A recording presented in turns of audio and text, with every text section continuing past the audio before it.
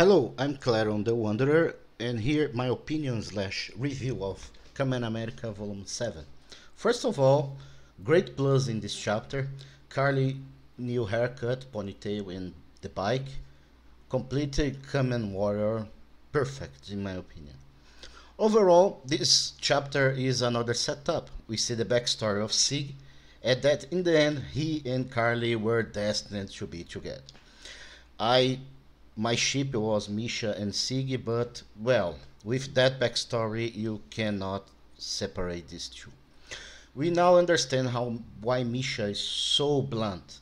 She already found love and lost it, so we now can understand more about of her character. It's a good backstory on her. My personal okay, now the bad part that probably will bring in haters. I didn't like this chapter. The Kamen Corps is divided fight to fight the robots, and the hints, the clues they have to locate the places where the robots will attack come from an independent journalist, a reporter that came from nowhere and befriend with Carly. She have full information that even military in Area 51 doesn't have. That's kinda dumb in my opinion. Looks like the writers put themselves in a corner and use a special new character trap card to fill the void. Because Kamen Corp is basically clueless in this entire saga. Again, Kamen Corp cannot defeat the robots and the Zener Rangers alone. They need help from other heroes of other comics like Soulfinder and Black Hawks, meaning they are useless alone. I'm not against that. It's not a bad idea, but to me, they need the Kamen Corp to take this decision to call them. Uh, you can say, but Claron, it's a world level threat, blah blah blah blah blah. Yeah, but the comics is Kamen America. They have to be the protagonists. They have to take action. So they have to lead, in my opinion. The entire Kamen Corps in this saga is being carried around like there's nothing. They don't look like the protagonists. Just someone with the Area 51 and the government fighting Cynthia and Xena Rangers. That's the way I'm seeing here. Let's give me an example.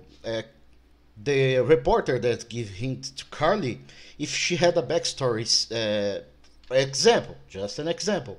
She was a reporter that's trying to get dirty on Carly from uh, some journal, some newspaper, and she found out that Carly and the Kamen Corps is really good. They are honest. They are trying to do good. So she regrets. She humble herself and decide to be independent, just like Carly, and help her with the information. That's a good way, but it's not show here. And if it show in the next chapter, we'll make like somehow we'll have the same feel like uh, Star Wars, like somehow Palpatine is back, and then they create a comics to explain how he's back. That's the way I feel about this. I didn't like it. It's just show to me that the Kamen Corps is weak against this new enemy.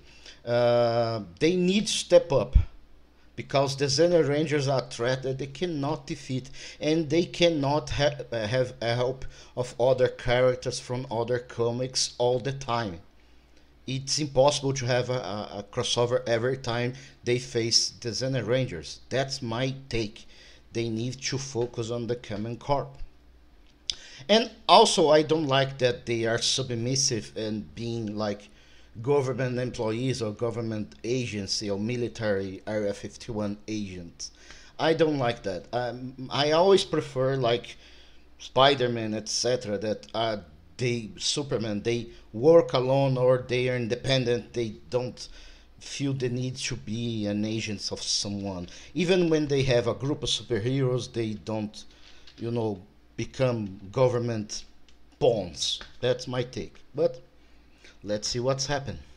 And we started to know that some Xena Rangers are actually good people trying to be heroes, trying to help others.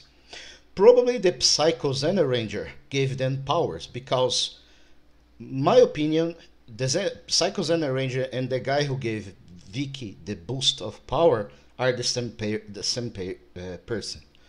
I think they are the same guy, and I think he's an alien. That's my theory, but let's see. We know that Siggy can handle himself in a fight, even though it's again undead enemy with spirit bending powers. That one I like it because it expands the world of Kamen America in the types of enemy and powers. Let's see how the authors handle this expanding universe. And in the end, my opinion slash review. This is another setup chapter. I can see the final battle in the horizon, but I don't like where it's going. Common America, Common Corps become more a government helper agents instead of independent heroes they were set up to be, and I'm not liking that. Well, let's see how it ends. Thanks for listening to me. I'll see you another day.